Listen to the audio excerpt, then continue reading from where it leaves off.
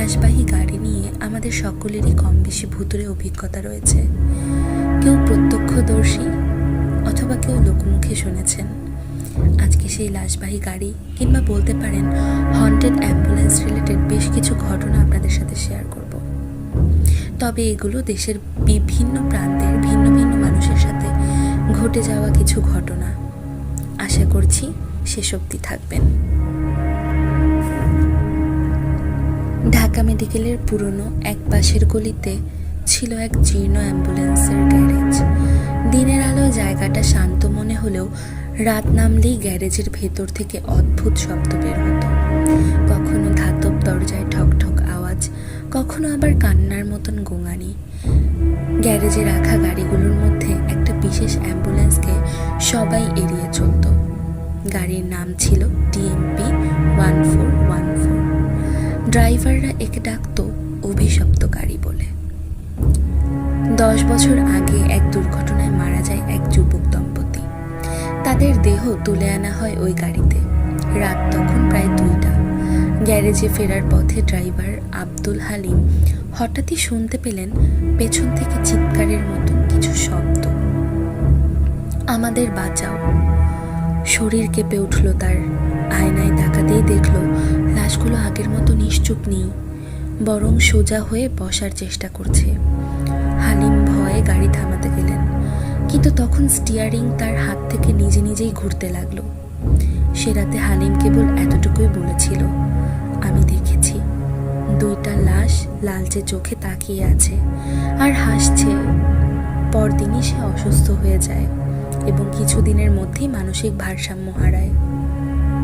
এরপর থেকে DMP 1414 অদ্ভুত সব ঘটনার কেন্দ্র হয়ে দাঁড়ায়। মাঝরাতে গ্যারেজে গাড়িটা নিজে নিজে স্টার্ট হয়ে যায়। অনেক সময় ভেতরে কারো বসে থাকার মতন অবয়ব দেখা যায়। ভেতরের আলো জ্বলে উঠলেও বাইরে থেকে কেউ সেটা বন্ধ করতে পারে না। লাশ বহন করার সময় দেখা যায় কাপড় ভিজে আছে, কিন্তু কোথা থেকে পানি এলো তার কোনো উত্তর নেই। মেকানিকরা একবার গাড়ির ভেতর পরিষ্কার করতে গিয়ে বলে, পেছনের মেঝেতে শুকনো রক্ত পরিষ্কার করলে আবারও নতুন করে লালচে হয়ে যায়, যেন মেঝেটা বারবার রক্ত চাইছে। ড্রাইভার রহিমউদ্দিন ছিল সাহসী একজন মানুষ। সে বিশ্বাস করত ভূত টুত বলতে কিছু নেই। এক রাতে তাকে ওই অ্যাম্বুলেন্স দিয়েই নারায়ণগঞ্জে এক মৃতদেহ পৌঁছে দিতে পাঠানো হলো। রাত প্রায় 1টার সময় হাইওয়ে ফাঁকা ছিল।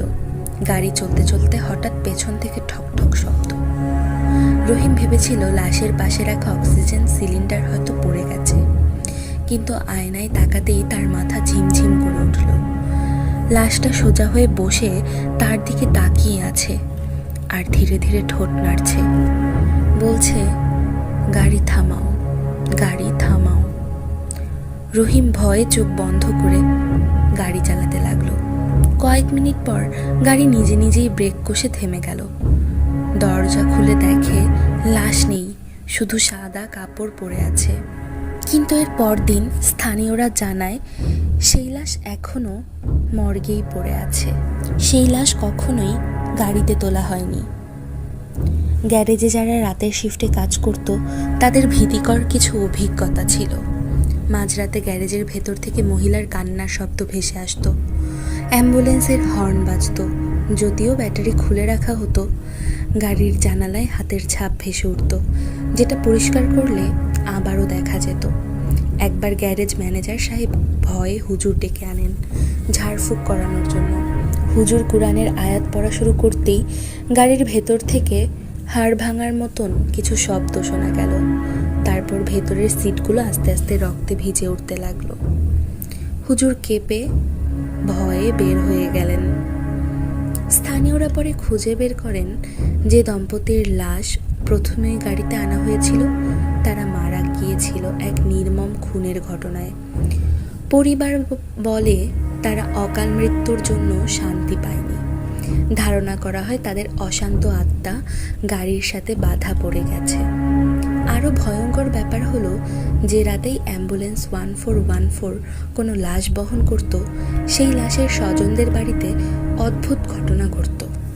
কেউ পাগল হয়ে যেত, বাড়ির আঙিনায় রক্ত দেখা যেত, কিংবা তাদের স্বজনরা স্বপ্নে দেখত সাদা কাপড় মোড়া মানুষ তাদেরকে ডাকছে এবং তাদেরকে বলছে, আমাদের মুক্তি দাও। 2019 সালের এক বর্ষার রাতে এক তরুণীর লাশ বহন করা হচ্ছিল। ড্রাইভার আর তার সহকারী ছিল গাড়িতে। মাঝপথে তারা শুনতে পেল গাড়ির ভেতর থেকে জোরে জোরে দরজা ভাঙার শব্দ। সাহস করে তারা দরজা খুলতেই দেখে তরুণীটি সোজা হয়ে দাঁড়িয়ে আছে। তার চোখ ফাঁকা, ঠোঁট নীলচে। সে ধীরে ধীরে হাত বাড়িয়ে ড্রাইভারের গলায় চাপ দিয়ে ধরে। ড্রাইভার কোনো মতে দরজা খুলে পালিয়ে যায়, কিন্তু সহকারীকে আর খুঁজে পাওয়া যায়নি। গাড়িটা ভরে পাওয়া যায় রাস্তার পাশে। ভেতরে শুধু একটা ছেঁড়া ও রক্ত ভেজা কাপড় পড়েছিল। এরপর থেকে ওই অ্যাম্বুলেন্স গ্যারেজে তালাবদ্ধ করে রাখা হয়, কিন্তু আশেপাশের লোকজন বলে গভীর রাতে গ্যারেজ থেকে এখনো হর্ন বাজে, আর জানালার ভেতরে সাদা কাপড়ে মোড়া ছায়া দাঁড়িয়ে থাকে।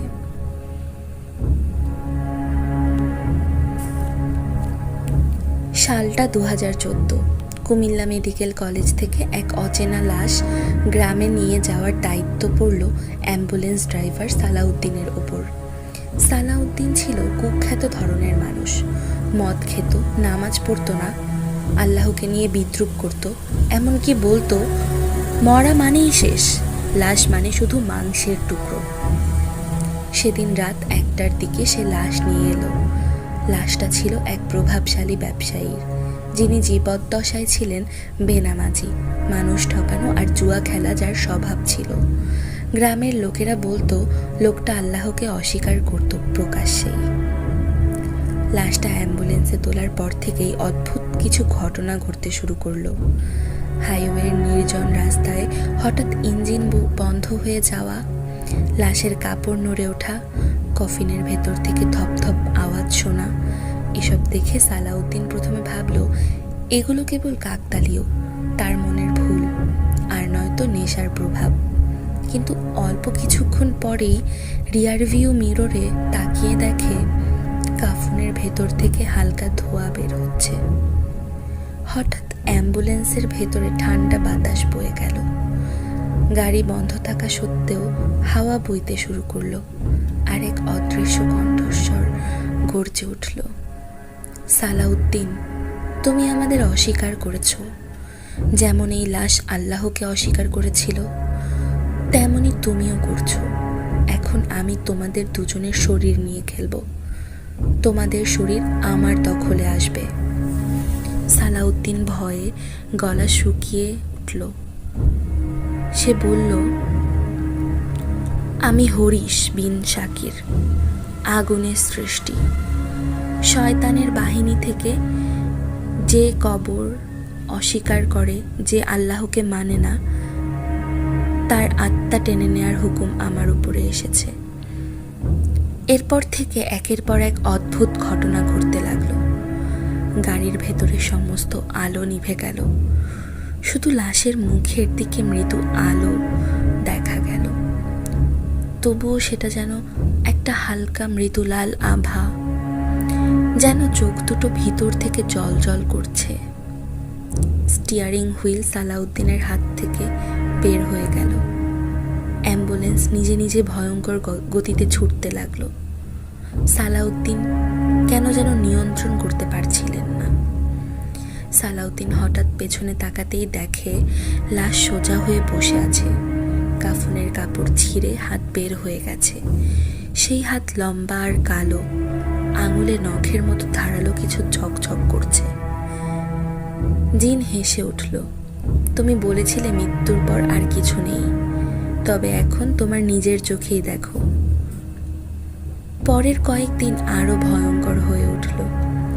লাশ সমাধিস্থ করার পরেও সেই জিন সালাউদ্দিনকে ছাড়ল না।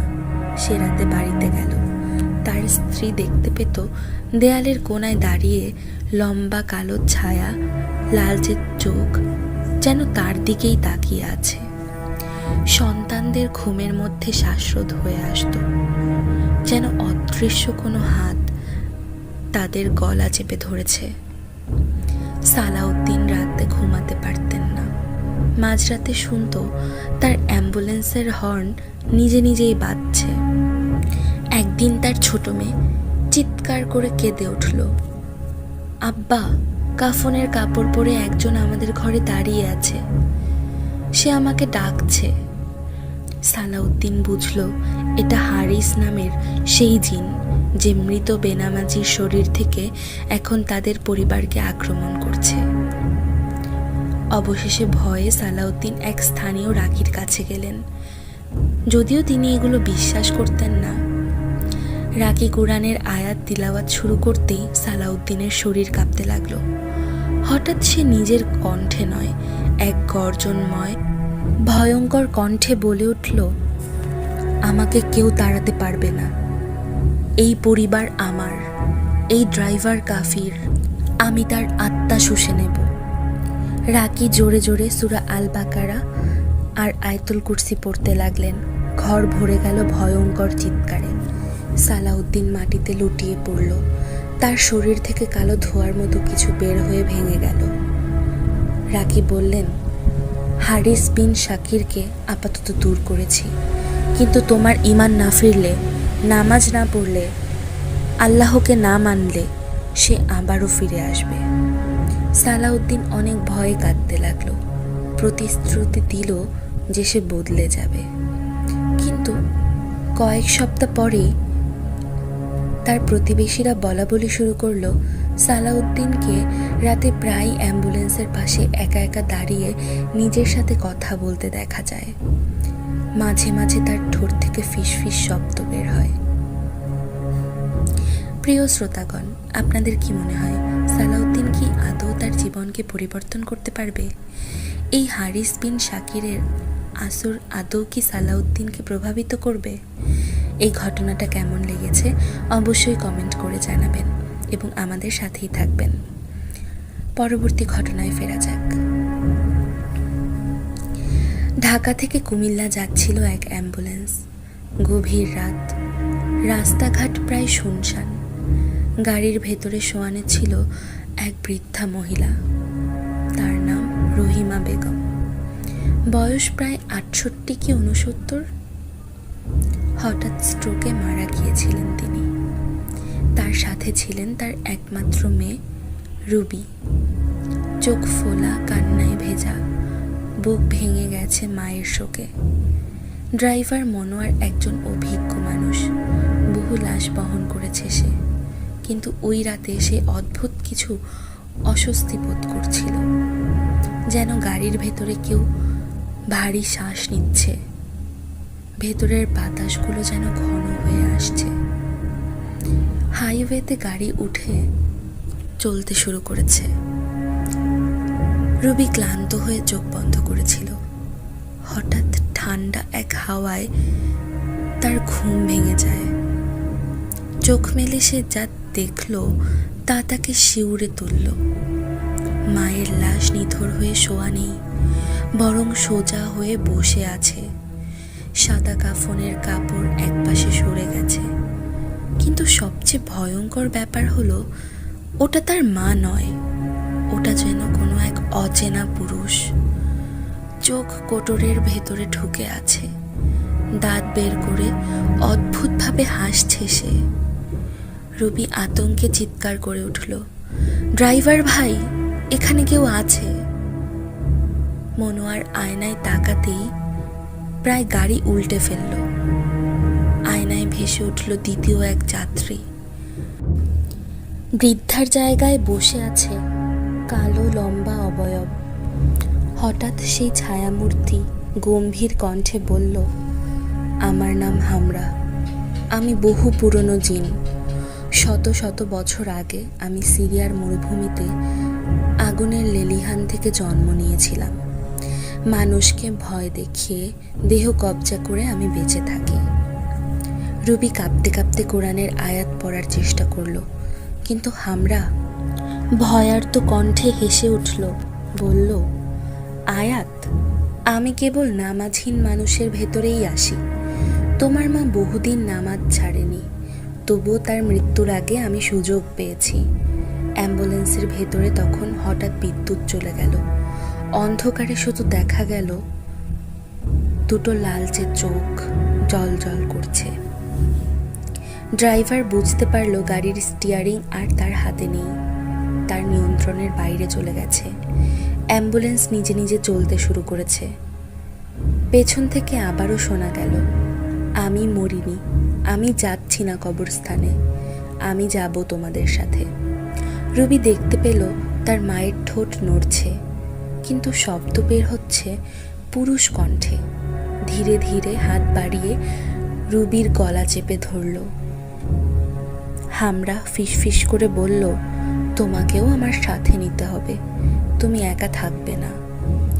রুবি মরিয়া হয়ে দরজা ঠেলে বেরিয়ে লাফ দিল চলন্ত গাড়ি থেকে।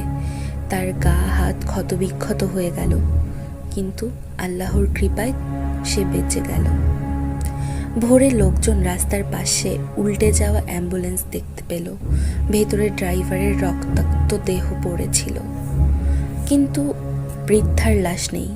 কাফনের কাপড় ছেঁড়া অবস্থায় পড়ে আছে শুধু। রুবি কোনো মতে বেঁচে গিয়ে বলল, ওটা আমার মা ছিল না, ওটা ছিল হামরাহ জিন, ও এখনো মুক্ত হয়নি। কিন্তু আশ্চর্যের ব্যাপার হলো, কিছুদিন পর গ্রামের লোকেরা বারবার রাতের বেলায় একটা কালো ছায়া দেখতে পায়। কখনো খালি রাস্তায় দাঁড়িয়ে থাকে, কখনো বা কারো স্বপ্নে আসে। আর মাঝে মাঝে শোনা যায় অচেনা এক কণ্ঠ ডাকছে, বলছে, আমি হামরা, আমার দেহ ফেরত চাই। অ্যাম্বুলেন্সটা পরে জব্দ করা হলেও পুলিশ রিপোর্টে লেখা ছিল লাশ নিখোঁজ। কোথায় গেল রহিমা বেগম?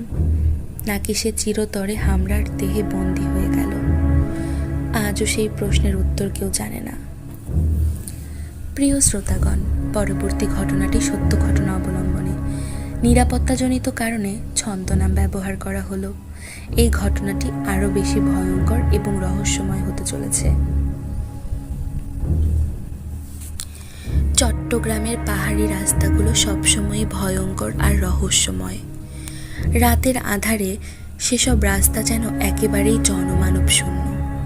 কেবল ঝিঝি পোকার ডাক আর দূরে কোথাও পাহাড়ি ঝর্ণার শব্দ। এমন এক রাতে একটা অ্যাম্বুলেন্স উঠেছিল পাহাড়ি পথে। গাড়ির ভেতরে শোয়ানো ছিল এক তরুণের লাশ। বয়স হবে মাত্র 22-23। দুর্ঘটনায় মাথায় আঘাত পেয়ে সঙ্গে সঙ্গেই মারা গিয়েছিল সে। অ্যাম্বুলেন্সের সামনের সিটে ছিল ড্রাইভার কাশেম, বয়স 40-এর কাছাকাছি।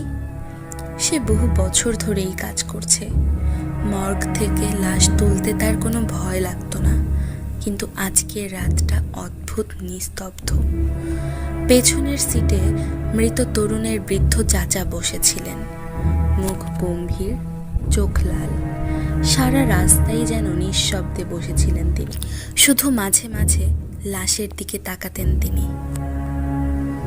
অ্যাম্বুলেন্স পাহাড়ের আঁকাবাঁকা পথ বেয়ে উঠছে। হঠাৎ বৃদ্ধ চাচার কণ্ঠ কেঁপে উঠল, ড্রাইভার ভাই, তাকান তো, ওর চোখ খোলা। কাশেম ভয়ে আয়নায় তাকালো। লাশ সাদা কাপড়ে মোড়ানো, কিন্তু সত্যিই দেখা গেল দুই চোখ আধ খোলা, আর ঠোঁটে যেন এক অদ্ভুত হাসি। কাশেম নিজেকে বোঝালো হয়তো আলো ছায়ার ভুল, কাপড় সরে গিয়ে এমন লাগছে। কিন্তু হঠাৎই কাপড়টা নিজের জায়গা থেকে সরে গিয়ে একপাশে দাঁড়িয়ে পড়ল। তরুণের ঠোঁট আস্তে আস্তে নড়ে উঠল। আমাকে নামাইয়া দাও। বৃদ্ধ চাচা আঁতকে উঠে পড়লেন। তিনি ফিসফিস করে পড়তে লাগলেন, আউযুবিল্লাহি মিনাশ শাইতানির রাজিম। ড্রাইভার গাড়ি থামিয়ে পিছনে তাকাতেই হঠাৎ মৃতদেহটি কাশতে শুরু করলো। গলার ভেতর থেকে আসছিল গড়গড় শব্দ। বুকটা ওঠানামা করছে, যেন সে আবার শ্বাস নিচ্ছে। চাচা কেঁপে উঠে তার হাত ধরে বললেন, কাশেম, গাড়ি চালাও, গাড়ি চালাও, থামিও না তুমি। কিন্তু লাশ তখন হঠাৎ উঠে বসলো। তার চোখে তখন গম্ভীর লালচে আভা। সে হাত তুলে সরাসরি ড্রাইভারের দিকে তাকালো। তুই আমাকে ভুল জায়গায় নিচ্ছিস। লাশের মুখে এই কথা শুনতেই কাশেমের হাত পা ঠান্ডা হয়ে গেল। গাড়ির ভেতরে বাতাস জমাট বাঁধতে লাগলো। চাচা হঠাৎ ভয়ে বেরিয়ে আসতে চাইল, কিন্তু দরজা যেন ভিতর থেকে আটকে গেল। অ্যাম্বুলেন্সের ভিতরের লাইটগুলো হঠাৎ ফ্লিকার করতে করতে বিদ্যুৎ চলে গেল। চারপাশ পুরো অন্ধকার, শুধু দেখা গেল তরুণ লাশ ধীরে ধীরে দাঁড়িয়ে গেছে, কাপড় মাটিতে পড়ে আছে। সে আস্তে আস্তে বৃদ্ধ চাচার দিকে এগিয়ে গেল। চাচা আর্তচিৎকার করতে লাগলেন। মুহূর্তের মধ্যেই সবকিছু অদৃশ্য হয়ে গেল। ড্রাইভার কাশেম কোনো মতে দরজা ভেঙে পালালেন। তিনি পাহাড়ি পথে দৌড়াতে লাগলেন। পেছন থেকে শুনতে পাচ্ছিলেন গাড়ির ভেতরে কেউ চিৎকার করছে, আমি মরি নাই, আমি বেঁচে আছি। পরদিন সকালে গাড়িটা পাওয়া গেল পাহাড়ের এক বাঁকে। ভেতরে শুধু রক্তে ভেজা কাপড় পড়েছিল, কিন্তু লাশ কিংবা চাচার কোনো খোঁজ মেলেনি। লাশ যে গ্রামে পৌঁছানোর কথা ছিল সেই গ্রামে ভয় ছড়িয়ে পড়ল। লোকজন বলল তরুণ ছেলেটি নাকি মরেনি, ওর দেহে জিন ভর করেছিল। কেউ আবার বলল ওকে খুন করা হয়েছিল, আত্মা শান্তি পায়নি, তাই সে জীবিত হয়ে উঠেছে। শয়তানি কারবার।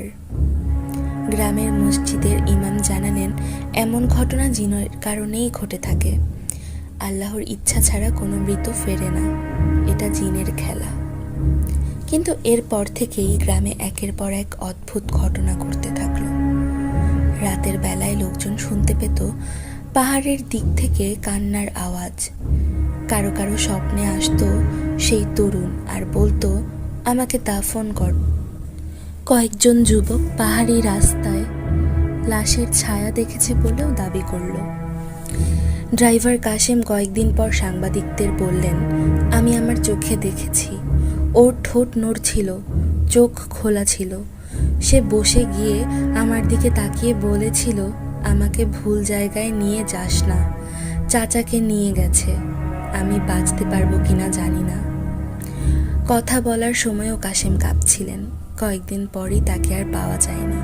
কেউ বলল সে পাগল হয়ে গেছে, কেউ বলল সে গ্রাম ছেড়ে পালিয়েছে। ড্রাইভার কাশেমকে আর খুঁজে পাওয়া গেল না। গ্রামে সবাই ভেবেছিল হয়তো সে পালিয়ে গেছে। কিন্তু প্রায় 1 মাস পর পাহাড়ি রাস্তায় এক কাঠুরে কাঠ কাটতে গিয়ে একটা ভাঙা অ্যাম্বুলেন্স খুঁজে পেল। ভেতরে ঢুকতেই সে শিউরে উঠল। সেখানে কাশেমের মৃতদেহ পড়ে আছে, চোখ দুটো পুরো খোলা, মুখ হাঁ করা, যেন শেষ মুহূর্তে চিৎকার করতে চেয়েছিল সে। আর অবাক করা বিষয় হলো কাশেমের হাত শক্ত করে ধরা ছিল সেই তরুণের রক্ত ভেজা সাদা কাফনের কাপড়। আর লাশটা ধীরে ধীরে পিছনের সিটে বসেছিল, আধখোলা চোখে যেন জীবিত মানুষের মতো তাকিয়েছিল। কিন্তু কাঠুরে ভয়ে চিৎকার করে পালিয়ে যায়। পরে লোকজন যখন ঘটনাস্থলে যায় তখন ভাঙা অ্যাম্বুলেন্সটা সেখানে ছিল না। স্থানীয়দের মতে অ্যাম্বুলেন্সটা আর খুঁজে পাওয়া যায়নি। কিন্তু রাতের অন্ধকারে পাহাড়ি রাস্তায় হঠাৎ হর্ন শোনা যায়, আর কারো চোখে ভেসে ওঠে আধখোলা চোখের সেই তরুণ, পাশে কাশেমের নিথর দেহ। আমার নাম মাহিম। আমি শহরে বড় হয়েছি, তবে জায়গা জমির কাজের সূত্রে এবার আমি, মা, বাবা আর ছোট বোন গ্রামে এসেছি। আমাদের গ্রামের নাম ভাটিপাড়া, চাঁদপুরের এক প্রত্যন্ত অঞ্চল। ডাকাতিয়া নদীর একদম পাশের গ্রাম এটা। চারপাশে গাছপালায় ঘেরা, বেশ মনোরম প্রাকৃতিক পরিবেশ, উপভোগ করার মতো। সব কিছু স্বাভাবিক থাকলেও এলাকার মানুষের জীবন একদম স্বাভাবিক ছিল না। বহু বছর ধরেই এখানকার মানুষ বেশ পেরেশানিতে রয়েছে। তার একমাত্র কারণ হলো আব্দুর রহমান নামের একজন লোক। সে আমাদের গ্রামের এক কুখ্যাত মানুষ। নাম আব্দুর রহমান হলে কি হবে, সে ছিল একজন কালো জাদুর প্রচারক। কুফরি কালাম এগুলো করেই তার যৌবন জীবন পার করেছে সে। সবাই তাকে তান্ত্রিক আব্দুর রহমান বলেই চিনত। দেখতে বৃদ্ধ, কিন্তু চেহারায় সবসময় এক ধরনের রহস্যময় হাসি লেগে থাকতো। গ্রামের সবাই জানতো সে কালো জাদু করে। আমি ছোটবেলা থেকেই শুনেছি কারো বাচ্চা অসুস্থ হলে আব্দুর রহমানকে টাকা দিলে নাকি বাচ্চাকে সুস্থ করার বদলে আরও তার উপর কালো জাদু করে তাদের মেরে ফেলতো, আর না হলে বান মেরে অসুস্থ করে রাখতো। কেন এরকম অমানবিকতা করতো সেটা কেবল সেই জানে। অনেক সংসার ভেঙেছে তার জাদুবিদ্যায়। কেউ তার সাথে বিরোধ করলে রাতারাতি সেই পরিবার নিঃস্ব হয়ে যেত। সে নাকি বেশ কিছু জিন নিজের কবজায় এনেছিল। আমি নিজে কখনো দেখিনি, কিন্তু গ্রামের অনেকেই বলতো রাতের বেলায় তার উঠোনে কালো ধোঁয়ার মতো ছায়া ঘুরতে দেখা যায়। একদিন দুপুরে হঠাৎ খবর এলো আব্দুর রহমান মারা গেছে। শুনেই বুকটা কেমন হালকা হয়ে গেল, বোঝা নেমে গেছে একটা এরকম। তবে সবার মুখে একটা ভয়ের ছাপ রয়ে গেল। মানুষজন বলল ওর মৃত্যুতে শান্তি মিলল, কিন্তু জিনগুলো এখন কি করবে? কেউ কেউ বলতে লাগলো, শুনেছি মনিব মারা গেলে জিনেরা মুক্ত হয়ে যায়। তারা মনিব ছাড়া ভয়ঙ্কর এবং নিষ্ঠুর হয়ে ওঠে। রহমান যেহেতু মারা গেছে, কাজেই তার চুক্তি শেষ হয়েছে। এবার জিনেরা মুক্ত হয়েছে। আল্লাহ ভালো জানেন তারা এখন কি অভিশাপ বয়ে আনবে। সন্ধ্যার পর তার লাশ উঠানো হলো একটা পুরনো অ্যাম্বুলেন্সে। আমি তখনও ঘটনাস্থলে ছিলাম। মৃতের কোনো আত্মীয়ই তার শেষকৃত্যের কাজ করতে রাজি নন। তারা এক কথায় মৃতকে ত্যাগ করেছে। তবে মৃতের ভাগ্নে শওকত সবাইকে অনুরোধ করতে লাগলো তার মামার শেষকৃত্যের জন্য যেন আমরা তাকে সাহায্য করি। কিন্তু পুরো গ্রামের কেউই রাজি হলো না। আমার কেন যেন খুব খারাপ লাগছিল শওকতের জন্য। তাই আমি তার সাথে যেতে রাজি হয়ে গেলাম। আসলে ছোটবেলায় গ্রামে বেড়াতে এলে শওকতের সাথেই ঘুরতাম, খেলতাম, কত দুষ্টুমি। আজ ওর বিপদের দিনে ওকে একা ছাড়তে মন চাইল না। আমার মা একেবারেই আমাকে যেতে দিতে নারাজ। আমাকে অনেকবার বারণ করলেন, তবুও তার দোয়া নিয়ে রওনা হলাম। অ্যাম্বুলেন্সে আমি, ড্রাইভার কাদের, শওকত এবং লাশ বহন করার জন্য মজিদ আর আলাউদ্দিন উঠেছি। লাশটা কাপড়ে মোড়ানো হলো, তারপর স্ট্রেচারে তুলে পেছনে রাখা হলো। আমরা যখন রওনা দিলাম বাইরে তখন গভীর রাত, বাতাসে অদ্ভুত গুমোট একটা ভাব। প্রথমে সবই ঠিক চলছিল। ড্রাইভার কাদের সোজা রাস্তা ধরে অ্যাম্বুলেন্স চালাচ্ছিল। ভেতরে শুধু ইঞ্জিনের গর্জন আর মাঝে মাঝে চাকার শব্দ। হঠাৎ লাশের পাশ থেকে হালকা একটা শব্দ হলো, টুকটুক, যেন কারো আঙুল নিচেতে ঠক ঠক করছে। শওকত কাপা গলায় বলল, মামাকে জীবিত অবস্থায় আমি অনেকবার দেখেছি। ও রাতে নিজের সাথে কথা বলতো, মনে হতো কারোর সাথে তর্ক করছে। এখন কি তবে ওরা এসেছে? আমি শওকতের দিকে তাকালাম। কিছু বলার আগেই বাতাস কেমন যেন ভারী হয়ে গেল। অদ্ভুত এক ঘ্রাণে পুরো অ্যাম্বুলেন্স ভরে উঠল। ড্রাইভার হঠাৎ করেই বলে উঠল, আয়াতুল কুরসি পড়েন, আয়াতুল কুরসি পড়েন। আমি ব্যাক মিররে কিছু দেখেছি। আমি তাকিয়ে দেখলাম লাশের উপর দিয়ে এক ধরনের কালো ধোঁয়া উঠছে। সেই ধোঁয়ার ভেতরে যেন একটা চোখ জল জল করছে। মজিদ স্ট্রেচার ধরে চিৎকার করে উঠল, হায় আল্লাহ, লাশের কাপড় নড়ছে। আমরা হতভম্ব হয়ে গেলাম। কাপড় আসলেই নড়ছিল, যেন ভেতর থেকে কেউ হাত রাখছে তাকে, যেন কেউ বের হওয়ার আপ্রাণ চেষ্টা করছে। আমরা তখনও অ্যাম্বুলেন্সে বসে আছি, তান্ত্রিকের মৃতদেহ পেছনে শোয়ানো। হঠাৎ অ্যাম্বুলেন্স কেঁপে উঠল এক অদ্ভুত ঝাঁকুনিতে। চালক আতঙ্কিত হয়ে বলল, ভাই, ব্রেক চাপছি কিন্তু গাড়ি থামছে না, কি করব এখন? সামনের রাস্তা ঝাপসা হয়ে যাচ্ছে। মনে হলো চারদিক কালো কুয়াশায় ভরে যাচ্ছে। সেই কুয়াশার ভেতর থেকে প্রথমে ফিসফিসানি শোনা গেল।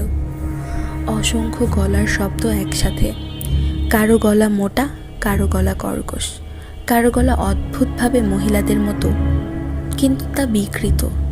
তারা একসাথে হাসছে, গাইছে, আবার জোরে জোরে গর্জন করছে। হঠাৎ অ্যাম্বুলেন্সের পেছনের দরজা নিজে থেকে খুলে গেল। জোরে ঠাস একটা শব্দ হয়ে উঠল।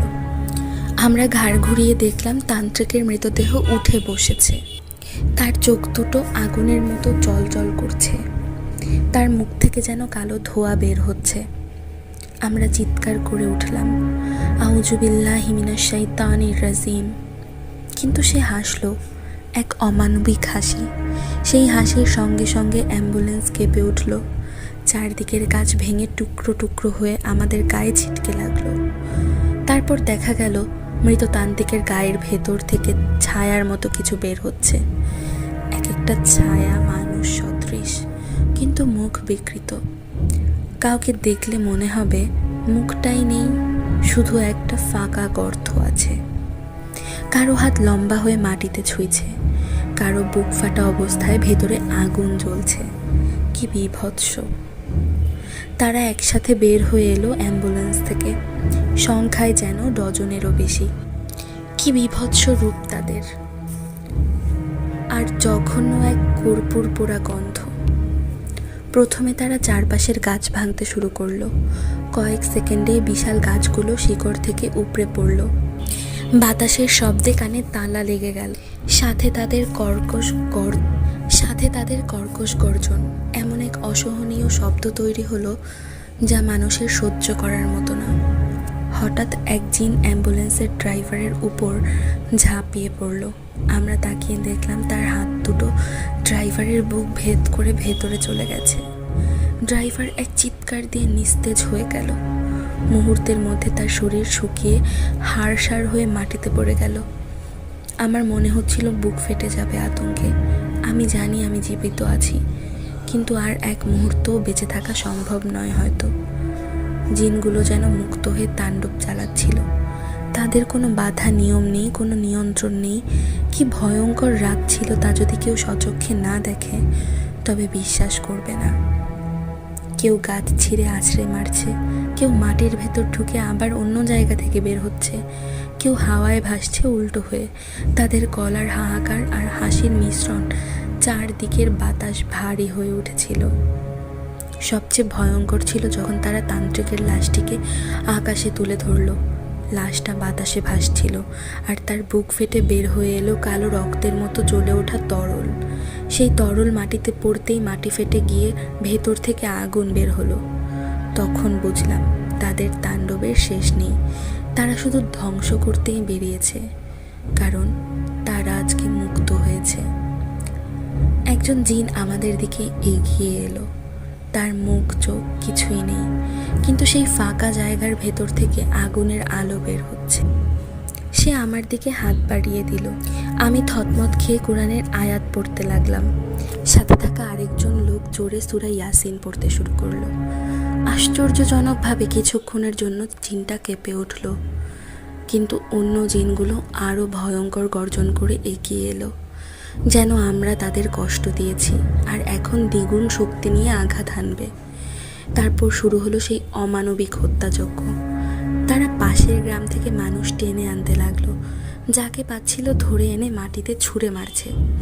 কেউ কারো মাথা টেনে খুলে ফেলে দিচ্ছে, আবার কেউ গলা চেপে ছিঁড়ে ফেলছে। মহিলাদের চুল ধরে আছড়ে মাটিতে মারছে। শিশুর কান্না আর হাহাকার চারপাশের পরিবেশ আরও ভয়ঙ্কর করে তুলেছে। আমরা কেবল অসহায়, আমাদের হাতে কোনো কিচ্ছু নেই। আমরা নিজেদের প্রাণ বাঁচাতেও অধম হয়ে পড়ে আছি এখন। মানুষের ভেতরের আত্মা যেন তারা গিলে নিচ্ছে। অনেককে দেখলাম শরীর পড়ে রইল মাটিতে, কিন্তু হাঁ করে নিঃশ্বাসহীন, চোখ ফাঁকা হয়ে পড়ে আছে মাটিতে। এমন তাণ্ডব চলল ঘন্টার পর ঘন্টা। প্রতিটি মিনিট মনে হচ্ছিল মৃত্যুর সামনে দাঁড়িয়ে আছে। বাতাস ভারী হয়ে উঠল। রক্তের গন্ধে চারিদিক জ্বলতে লাগলো আগুনে। কুয়াশার ভেতর থেকে দেখা যাচ্ছিল অসংখ্য ছায়া, যেন আরও জিন এসে যোগ দিচ্ছে। হঠাৎ কিছু একটার ধাক্কায় আমি একটা গাছের সাথে বাড়ি খেয়ে সজোরে আছড়ে পড়লাম। চারদিক কালো হয়ে এলো। আর কিছু মনে করতে পারছি না।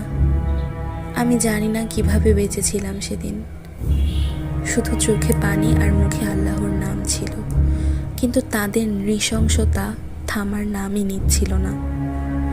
সকালে বেশ কিছু লোক এসে আমাদের উদ্ধার করলো। সেদিন রাতে ড্রাইভার কাদের মারা গিয়েছিলেন। তবে অদ্ভুতভাবে শওকত সেদিন একদম সুস্থ ছিল। তাকে যেন জিনেরা ছোঁয়নি পর্যন্ত। একটা আঁচড়ও তার শরীরে ছিল না। কেউ হয়তো তাকে রক্ষা করেছে, কিন্তু সে কে তা আদৌ জানা নেই। হয়তো স্বয়ং আল্লাহ, নয়তো অলৌকিক কোনো এক শক্তি। আলাউদ্দিন গুরুতর অসুস্থ হয়ে যায়, আর মজিদকে কিংবা মজিদের বডি খুঁজে পাওয়া যায়নি। সেই সাথে আব্দুর রহমানের লাশও গায়েব। স্ট্রেচারে কিছু ছাই পড়েছিল, আর নিচে কালো তরল, বলা যেতে পারে কালো রক্ত পড়েছিল।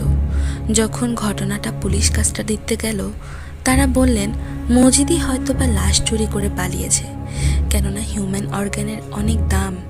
সেই সাথে আমার আর আলাউদ্দিনের বক্তব্য শুনে বলেছে আমরা নাকি কোনো ইলিউশনে ছিলাম।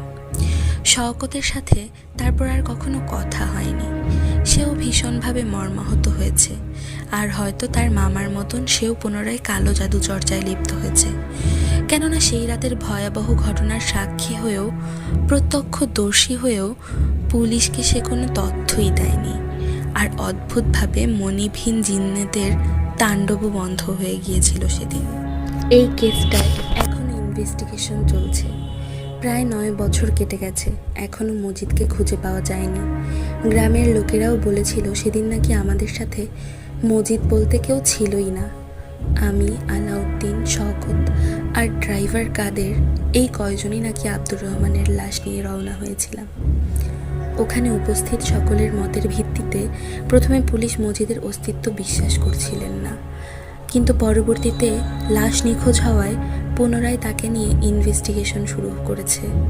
কাদেরের মৃত্যুকেও তারা অ্যাক্সিডেন্ট হিসেবেই মেনে নিয়েছে, কিন্তু আমি তো জানি সেটা অ্যাক্সিডেন্ট ছিল না, আর মজিদও কোনো মানুষ নয়, হয়তো অন্য জগতের কোনো অপশক্তি, যা তার মনিবকে তথা আব্দুর রহমানকে তাদের সাথে নিয়ে যেতে এসেছিল।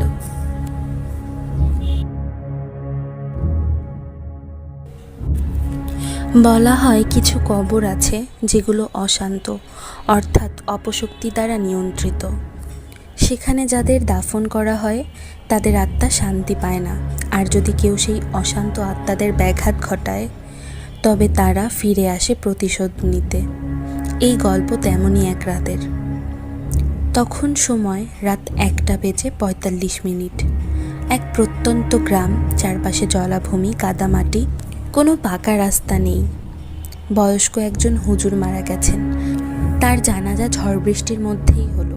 কবর খোঁড়ার সময় মাটি থেকে অদ্ভুত গন্ধ আসছিল, যেন বহুদিন ধরে জমে থাকা পচা মাংস। লোকজন তাড়াহুড়া করে দাফন শেষ করল।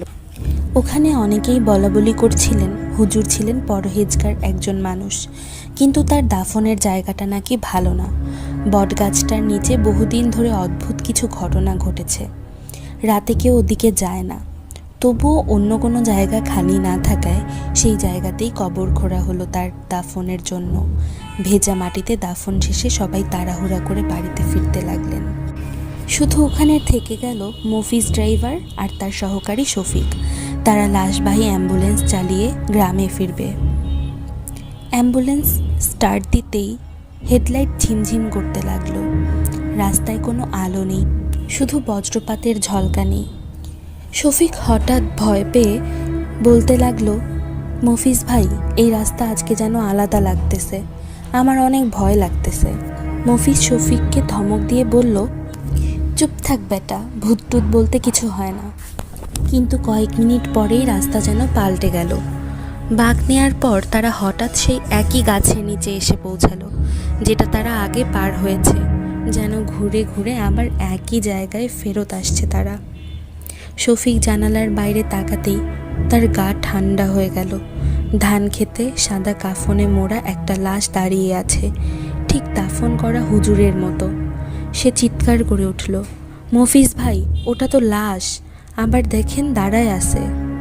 মফিজ চোখ মুছে তাকালো। সত্যি বজ্রপাতের আলোয় স্পষ্ট দেখা গেল সাদা কাফন পরা কিছু একটা ঝুলছে, কিন্তু মুহূর্তেই সেটা অদৃশ্য হয়ে গেল।